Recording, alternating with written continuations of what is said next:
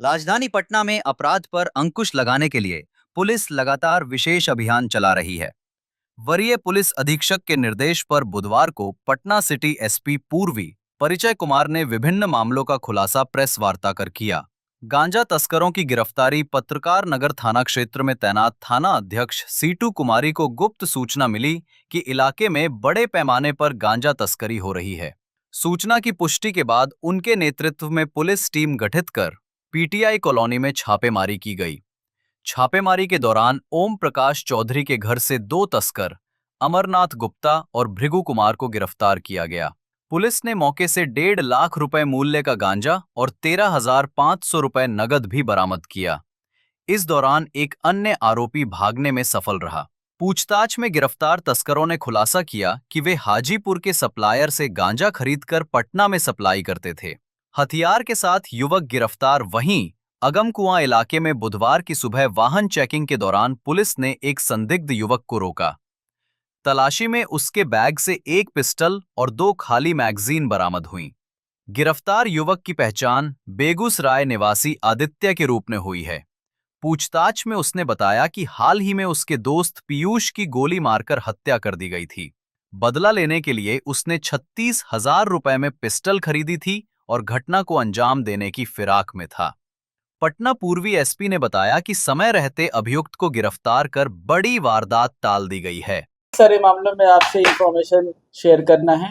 सबसे पहले पत्रकार नगर के नए एसएचओ एसआई सीतू कुमारी ने लगभग 6 दिन पहले वहाँ पदभार संभाला है। उसके बाद से लगातार हमें वहाँ उपलब्धि मिल रही है। एक महत्वपूर्ण उपलब्धि है एनडीपीएस से संबंधित। पत्रकार नगर में पीटीआई कॉलोनी स्थित ओम प्रकाश चौधरी के मकान से 2 अभियुक्तों को गिरफ्तार किया गया है। उनके साथ 360 पीस गांजा का पुड़िया जिसका कुल वजन 1.730 किलोग्राम होता है वो बरामद हुआ है।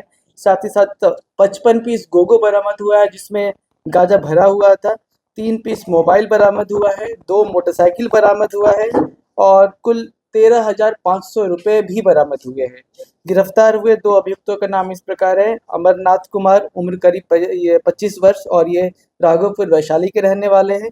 दूसरे का नाम है भृगुनाथ राय उर्फ अनिल यादव, उम्र करीब 35 वर्ष और यह भी राघोपुर वैशाली के रहने वाले हैं है। और एक अन्य अभियुक्त भागने में सफल रहा। उसकी गिरफ्तारी के लिए भी हम छापेमारी कर रहे हैं।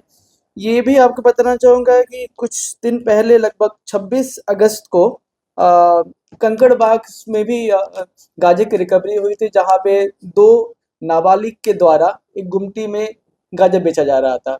वो काम एक्चुअली में इस कांड में गिरफ्तार अभियुक्त अनिल यादव के द्वारा ही कराया गया था। पिछले बार भी मैंने कहा था कि जो भी इसका बैकवर्ड फॉरवर्ड लिंकेजेस है वो उस पर हम काम कर रहे हैं। उसी के फलस्वरूप हमें यह सफलता प्राप्त हो सकी और ये इन दोनों अभियुक्तों को गिरफ्तार किया गया। जो गांजा की पुड़िया है आप देख सकते हैं कि लगभग हर एक की पुड़िया पे इन्होंने प्राइस भी लिख के लगाया हुआ है 200 रुपये से लेके 700 रुपये तक। और इनका बोलना है कि जब अगर ऐसा कोई कस्टमर आता है जो अधिक पे करने को ये तैयार है तो 700-800 रुपये में भी एक पाउच ये सप्लाई किया करते थे। तो मेरे हिसाब से लगभग 2 लाख के रुपए के आसपास की बरामदगी है। उसके अलावा जो कैश है वो भी बरामद हुआ है। इस संदर्भ में पत्रकार नगर थाना कांड संख्या 346-25 भी दर्ज किया गया है। जी मैंने आपको जैसे बताया कि यह कुल 660 पीस गांजा है जिसका कुल वजन 1.73 किलोग्राम है। साथ ही साथ 55 पीस गोगो भी बरामद हुआ है जिसमें गांजा भरा हुआ है।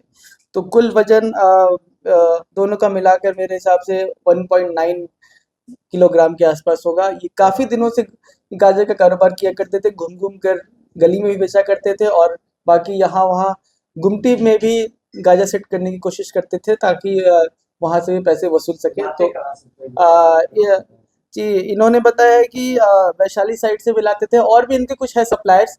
कुछ सप्लायर्स के नाम इन्होंने बताए हैं। उस बैकवर्ड लिंकेजेस पे भी हम काम कर रहे हैं।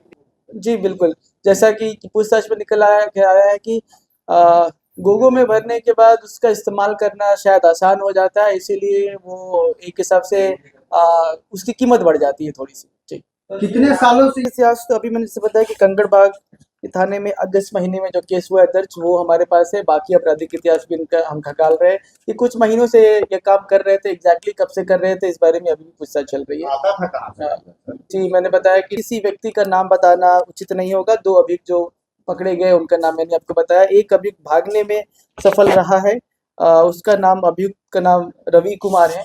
उसके अलावा जो भी नाम आए हैं वो सब कन्फेशन के बेसिस पे है, तो इस पे हम और इन्वेस्टिगेशन करेंगे और जब तथ्य निकल कर आते हैं, जो एविडेंस निकल के आता है, उसके बाद आपको इन्फॉर्म किया जाएगा।